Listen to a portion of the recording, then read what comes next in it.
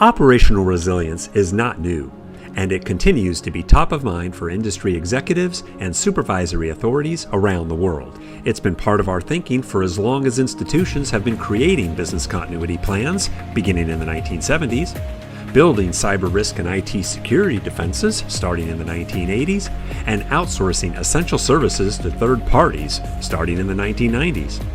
And regulators have been pushing for resilience for decades.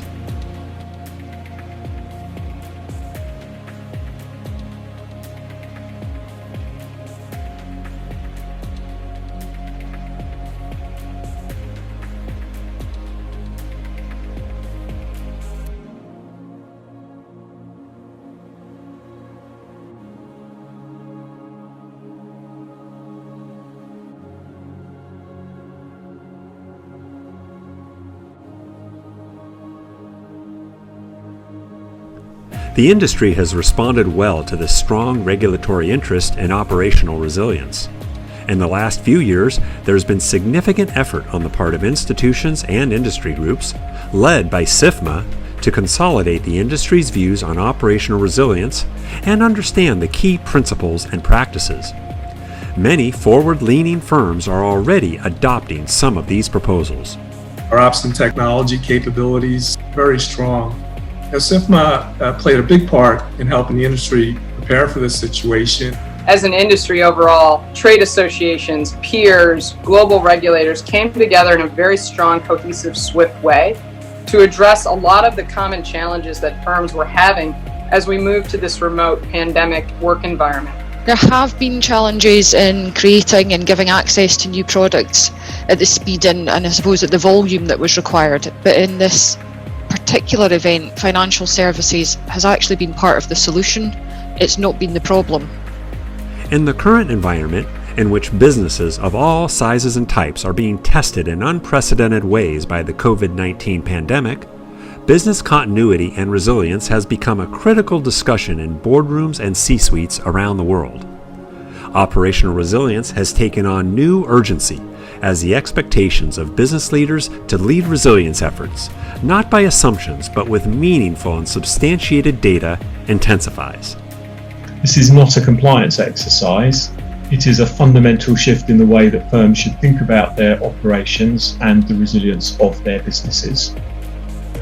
As we consider the changing landscape brought on by the pandemic, it's important to remember that other business risks continue to threaten business continuity. Hi everyone, I'm Ron Lefferts, Head of Technology Consulting for Protiviti, and today I'd like to welcome Paul Williams, who is the Head of Division of the Operational Risk and Resiliency for the PRA, Bank of England. Welcome Paul, and thanks so much for speaking with us today. Hi Ron, thanks for having me. Would you characterize the pandemic as a resiliency event, and what are the resiliency lessons learned from it? So I think undoubtedly we have to acknowledge that it was a resilience event, Ron. The more challenging question perhaps is how much of a resilience event was it? I say that because there are a number of indicators that perhaps it wasn't as much of a surprise as it could have been. The bank ran a pandemic exercise in 2006, so what's that, 15, 16 years ago? Pandemic flu has been high on national risk registers for many years, and events such as SARS and MERS have warned us that these things could happen. And then when we reflect on the capabilities deployed to support COVID, these largely centred around wide-scale staff dislocation. And firms have been planning for events such as that for a while. In London, for example, the 2012 Olympics and transport disruptions have all led firms to consider such impacts. So perhaps it was the extended duration of the current pandemic that we did not fully expect. And this gives rise to some reflections on the pandemic specifically. And that is that there are three characteristics we think which are important in answering your question and in comparing it with other resilience events. First off was its speed. And it crystallised slowly. We could see it coming. We had time to prepare. And most notably, I think, was that response frameworks were stood up in many cases before impacts were even felt. Secondly, it was prolonged. It's been with us for more than 6 months now. We had time to adapt as part of our response. And some of that adaptation might even have had benefits compared to the pre-COVID situation. And we are continuing to adapt and to learn how to live with it still today. And then thirdly, and I think this is possibly the most important, was that it was symmetric in nature. And what I mean by that is that the threat was largely the same to everyone, everywhere at the same time. The impacts might have been felt differently depending on local situations and local preparedness, but nonetheless, this wasn't an idiosyncratic event affecting a single firm or a handful of firms. The so what of this is that there are other resilience events that we will have to respond to, which will have precisely the opposite of these characteristics. By that, I mean they will be fast, they will be short-lived, and they will be asymmetric in nature. Specifically, I'm thinking about cyber, but there may be others. Cyber events can crystallize very quickly and be very short-lived, so fast and so short-lived, in fact, that they can be finished before you even notice the impact. And they will typically be asymmetric, affecting single firms or groups of firms. And I think we also have to acknowledge that a second wave of COVID, or indeed another pandemic, may impact differently.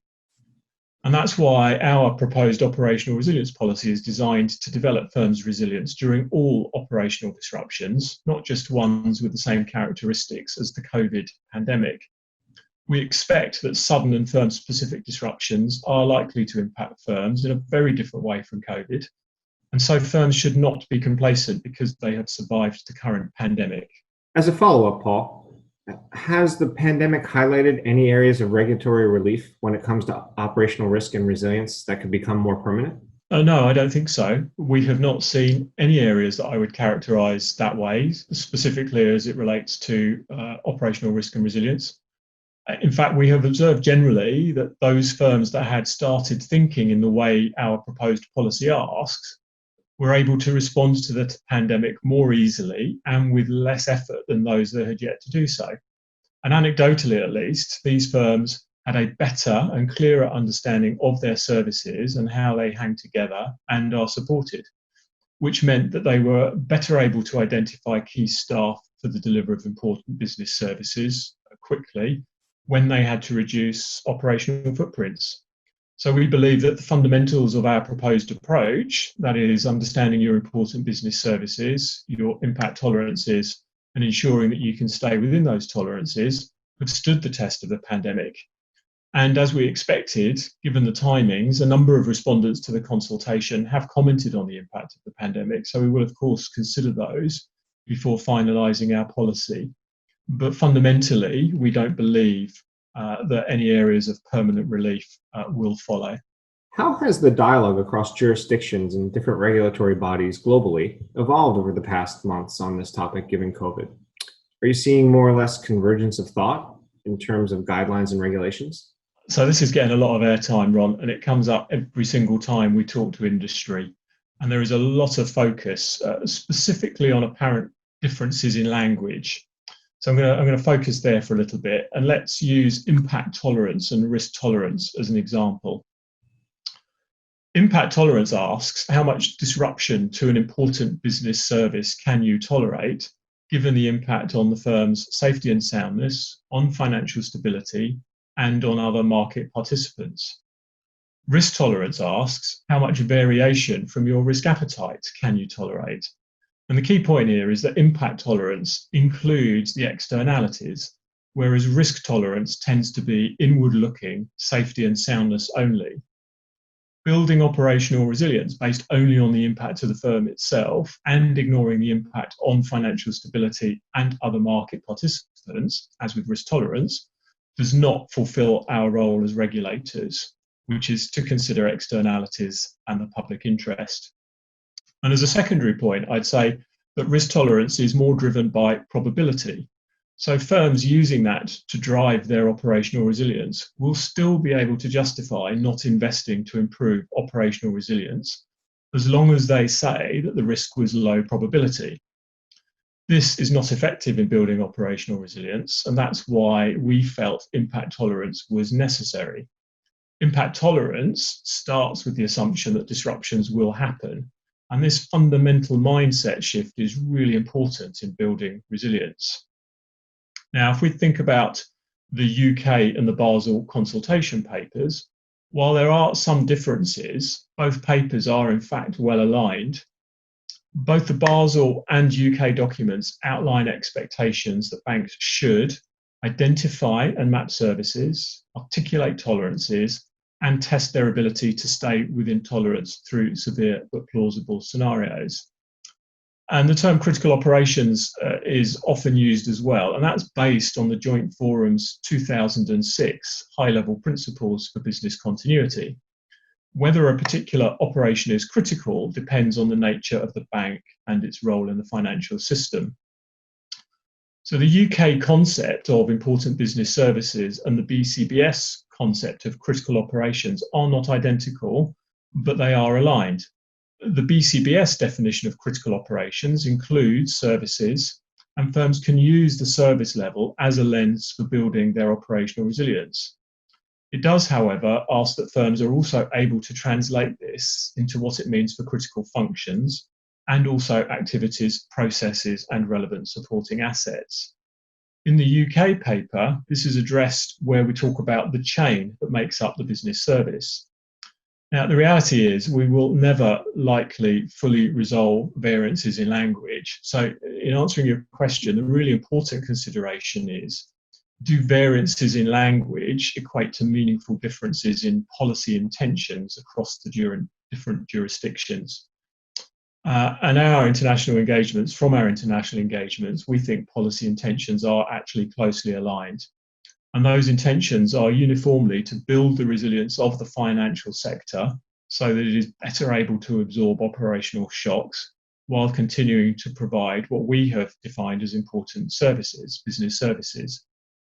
We ask firms to assume these shocks will happen and to focus on response and recovery capabilities, a case of when, not if, disruption occurs. Looking ahead into Q4 2020 and into 2021, which regulatory and policy developments related to operational risk and resilience are, in your view, critical to the continued strength, proper functioning, and resiliency of capital markets? So I've flagged two things here, Ron. The first one, as we've mentioned already, is our operational resilience policy, but we also have a third-party consultation paper out at the moment, and I'd like to start with that one first. So our expectation is that during 2021, the PRA will finalise its revised policy framework on outsourcing and third-party risk management. And the proposed revised framework will do a number of things. Firstly, it will complement the policy proposals on operational resilience, which I'll come to in a moment. It will facilitate greater resilience and adoption of the cloud and other new technologies, as set out in the Bank of England's response to the Future of Finance report. It will implement the EBA guidelines on outsourcing arrangements and take into account the draft IOPA guidelines on outsourcing to cloud service providers. It will address several recommendations in the UK Treasury Select Committee's report on IT failures in the financial sector. And finally, it will provide a one-stop reference source for firms and supervisors on existing relevant requirements and expectations. And given the attention third parties are receiving at the moment, we think that's a really important and valuable step. But then we've got our operational resilience paper, and our consultation paper and the Basel consultation papers will close, and the publication of our policy is due in the early part of 2021. What I would flag, though, is it's important that firms don't see operational resilience policy as a regulatory compliance exercise. We've thought long and hard about our operational resilience policy, and we think it is a thoughtful approach that facilitates the building of strong foundations for effective operational resilience beyond the scope of existing risk management processes and approaches. We hope that firms will focus on the policy intent and embrace those principles as part of the way they do business, rather than getting overly caught up on language differences and how to demonstrate compliance, because that would spectacularly miss the point. This is not a compliance exercise. It is a fundamental shift in the way that firms should think about their operations and the resilience of their businesses.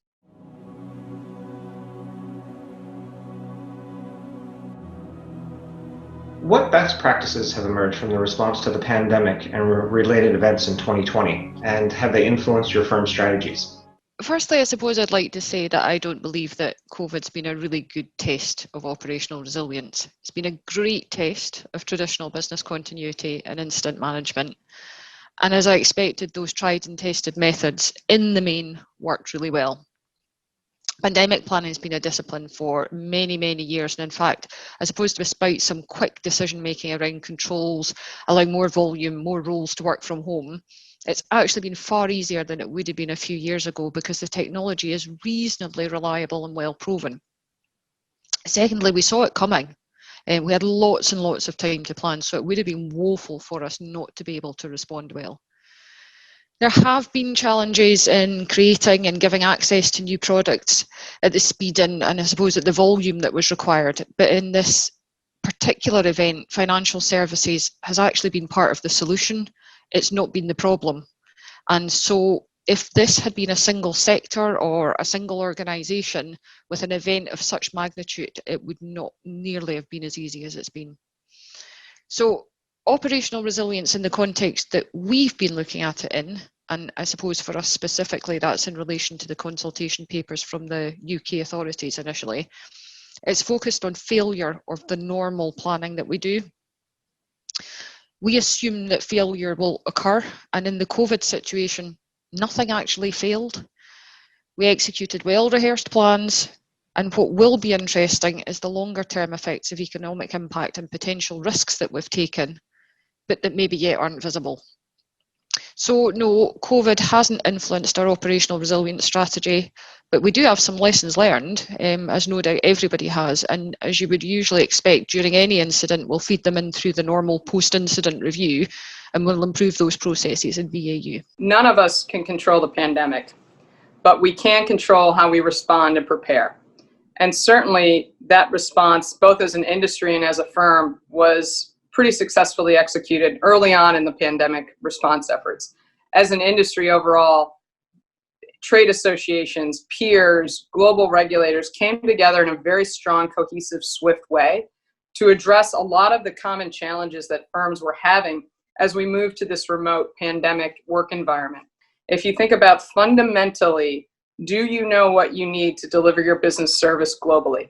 And as a global firm, it's important to really have that clear understanding of what are your businesses, what are your functions, activities, vendors, people, coming together to solve common problems with good best practices, which have carried us through in the subsequent months that have followed. And certainly as a firm, the preparations that we had in place helped us have a very clear understanding of where would the operational disruption impact us from which business, function, essential and office staff, vendor, application system, all of that, what we call business process mapping information, served as a very strong foundation for some of the logistical challenges that we all experience, certainly as we ramped up to a remote work from home environment. And certainly how the industry continues to respond in a cohesive way together to position us well, continuing to go into the pandemic in the fourth quarter and beyond. From an industry perspective, what are you looking for regulators and policymakers to focus on to help continue capital markets to properly function and remain resilient? The singular most important thing regulators and policymakers can do is to collaborate to reach some consistency on the way they define outcomes for operational resilience. Accelerated by a post-COVID society, financial institutions will offer predominantly digital solutions developed rapidly, and that increases complexity. Firms themselves are increasingly complex, and that pushes them beyond the ability of human cognition. And the complexity of the systems firms use is disguising hidden vulnerabilities and dependencies. Add to that an increasing reliance on external suppliers for the delivery of services, you can see this as a complex subject and a potentially really expensive one. I haven't yet met an organisation that's not supportive of delivering an outcome of operational resilience, but they are nervous about investing time and effort in a solution that may not give them the intended outcome. It's already difficult in an environment where post-COVID budgets will be challenged and resources stretched. With the recent papers and their timings, and I'm involved in industry groups, so can see that what may seem like simple semantics can cause great confusion. Specifically, the Basel paper has come out after the UK regulators. Someone put it brilliantly to me the other day. If Basel had come out first and then the UK had taken an international standard and put more detail around it for the purposes of supervision, no one would have batted an eyelid.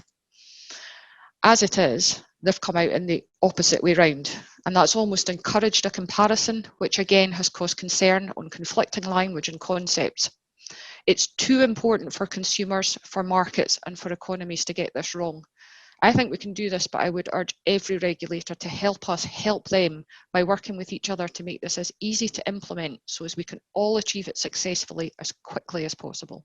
Overall, it would be very helpful for the global regulators to continue to work collaboratively to really ensure there's a consistent global approach to operational resiliency. Recent experience reinforces the cross-jurisdictional and cross-sectoral nature of operational resilience. We deliver a business service without borders, and to be able to have a global regulatory harmonization approach on how the delivery of those business services is regulated is imperative. We certainly welcome the recent Basel Committee paper on operational resilience, the principles-based approach that they lay forward. We appreciated and valued the UK consultation papers on operational resiliency. Overall, what we're really looking to see in our global regulators is what is the cohesive overarching view from an outcomes-based approach to ensure that we as an industry aren't looking at things in a siloed fashion.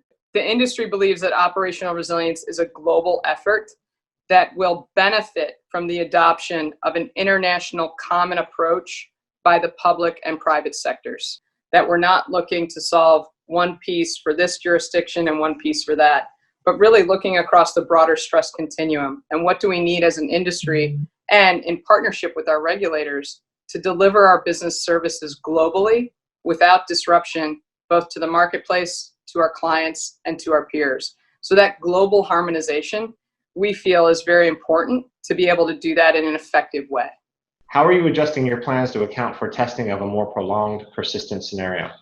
Firms are certainly learning from and building upon our experiences across the COVID crisis and really looking to continue to enhance our long-term standing operational resiliency plans and playbooks. Across the board, we're enhancing our operational resilience plans. We're conducting certain targeted stress scenarios, longer-term absenteeism stress rates into the critical functions in different regions and so forth. More recently, we've been focusing our efforts around the return to office plans, not knowing how long this global pandemic environment could last.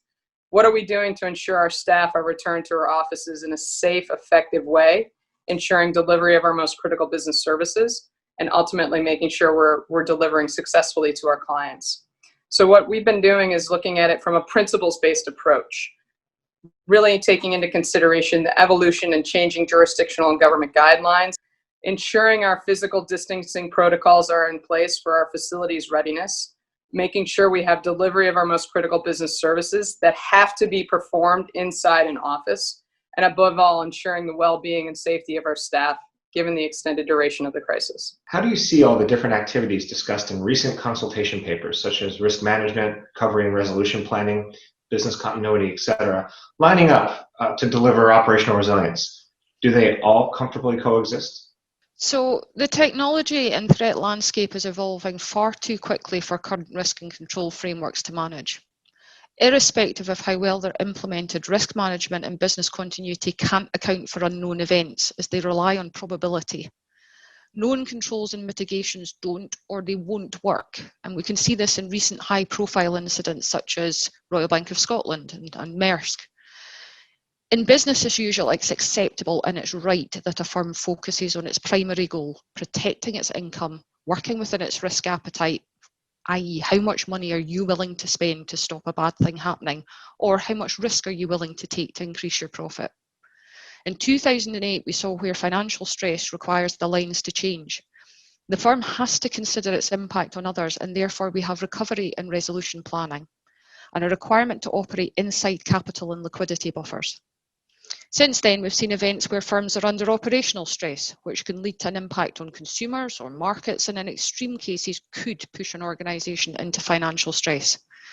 Again, during this stress event, the firm can't prioritise profit over critical outcomes either for the markets or for its consumers. That's why operational resilience is spun up as a separate discipline. It's a common misconception that there's a linear journey from risk appetite to impact tolerance. For example, actually very few firms will be measuring risk appetite at a service level, and equally recovery time objectives for systems or business continuity planning, they're done at the component or the unit level. So yes, all these things can coexist, but they are required to be understood in context.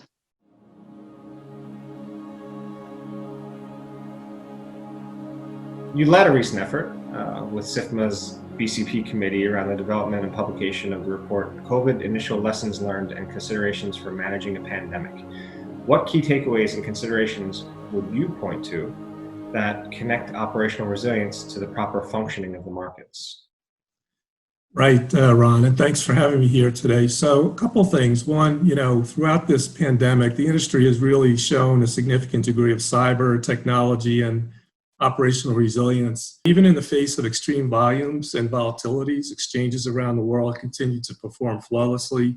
Trades cleared and settled on a timely basis. And really what we saw, during this entire event was that there were really no major failures at financial firms, exchanges, GSIBs, critical infrastructure, financial market utilities, or really the sector at large.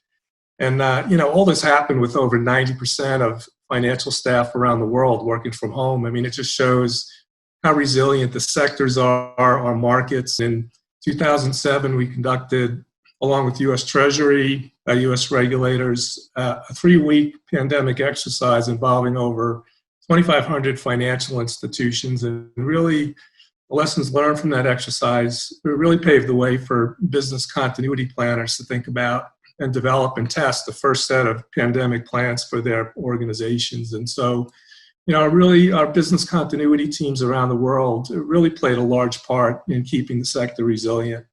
Over the years, they've built robust business continuity plans and backup sites that are continually tested. They know how to move critical staff to backup locations and work from home environments. That's not to say there weren't some bumps in the road along the way. With the help of U.S. Treasury, the State Department, Homeland Security, and then SIFMA's state and local government teams, we're really able to liaise with governments around the world to ensure, essential workers were able to access critical facilities and really keep the markets running. There was also some relief needed from regulatory authorities around the world to handle some of the more manual operational processes that exist today that really become harder to execute on, for example, handling of physical securities or securities that require wet signatures. But we continue to work with regulators around the world, and they've really been very flexible along the way, great to work with, working with them just to re-engineer, rethink, digitize many of these processes, which really, at the end of the day, will result in much more efficient and effective financial operations. We also saw a spike in cyber attacks targeting financial staff working from home. So overall, we've weathered this storm very well due to the significant investments firms have made over time to become more resilient. The job is not done. We could always improve, but really, given the severity of the situation, we think the industry performed incredibly well and showed a significant degree of operational resilience. You've seen some of the regulators around the concept of operational resilience. Based on the experiences from this, what would you say to some of the concepts that regulators have been discussing? We've been working very closely, really the past 2 years with the Bank of England when they introduced their paper on operational resilience. And we've been working with regulators around the world. And most recently, Basel has come up with a set of principles, and we know, the Fed is about to issue their take on operational resilience as well. I mean, really, the key issue here, certainly, we could always improve, become more resilient. But one of the concerns that we have around this is just really, being able to harmonize all the different operational resilience proposed rules, regs, and requirements coming out. If you're a large global firm and you've got a critical process that spans, multiple countries. It's just going to be, difficult if, one regulator is looking at ops res in one way and the other is looking at it the other way. And so what we really need and what we've been pushing for around the world is for, all these regulators to get together and let's, develop a common framework, a common lexicon, a common way of executing against this. Otherwise, financial firms would need to make, significant investments in different rules, regs, and guidance. And also, too, it would really complicate the whole examination process, right? If you have a process that spans multiple countries and you're faced with different examinations in each country, it's just not a very efficient way to do this, right? So, we continue to work with all the regulators around the world, just continuing to, push them to make sure what's issued is, principles-based, risk-based, and that, at the end of the day, we develop a common way of looking at operational resilience. What challenges have you faced from recent return to office, contact tracing and productivity-related initiatives, and how is SIFMA coordinating responses and next steps? So one thing we learned from this event is that it's pretty easy to move staff to backup locations, home environments. There's so many complicating factors to deal with, such as how do we retrofit our offices for social distancing, but more important, how do we make sure that employees feel safe and secure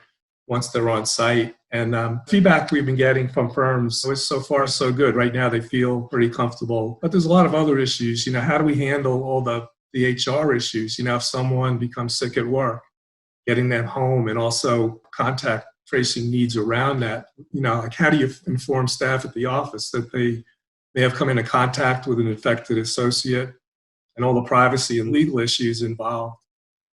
Getting to the office, though, is still problematic with staff, not comfortable using public transportation. And if you have small children at home, lack of childcare is an issue, along with, the fluid return to school situations, which are now mostly hybrid. And that really makes it hard for working parents to plan office visits. And so, of course, we're all still waiting news on a vaccine, which obviously would have a significant impact on everyone's return to office planning.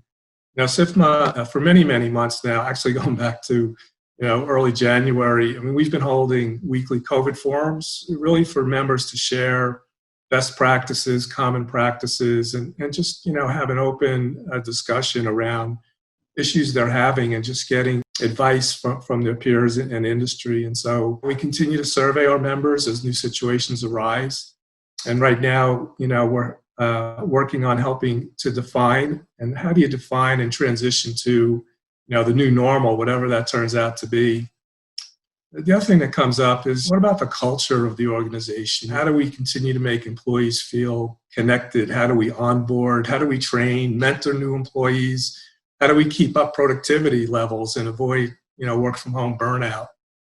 So, we are continually engaging with our members, healthcare experts on these topics. And as an industry, we all feel connected as well. Hopefully get back to resume normal operations as quickly and safely as possible. So these are just, some of the challenges we are all facing. And SIFMA continues to take a lead in helping the industry recover from the situation. We're all in this together, and together we'll work to overcome these obstacles and really come out of this all the better at the end of the day. My hometown. Thank you so much. Take care. Appreciate it. Bye-bye. Thank you so much, Amy. Really appreciate it.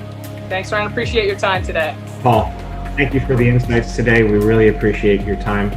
No problem, Ron. My pleasure, as always. Thank you.